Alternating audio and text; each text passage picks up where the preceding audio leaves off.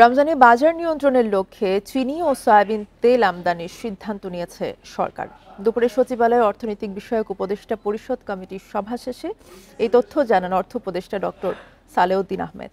এছাড়া বৈঠকে সংশোধিত বাজেটের আকার কমানোর সিদ্ধান্ত হয়েছে।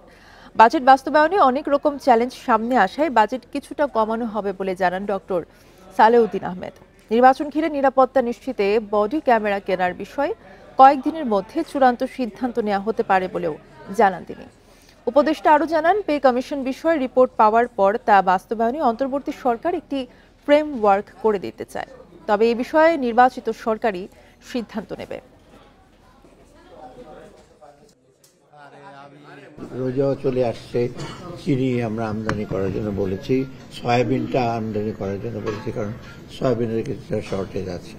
শর্টেজ না, বাজারটা স্টেবল আছে, যেটা ওরকম থাকে। এর আগে তো সয়াবিনের দাম অনেক বেড়ে গিয়েছিল।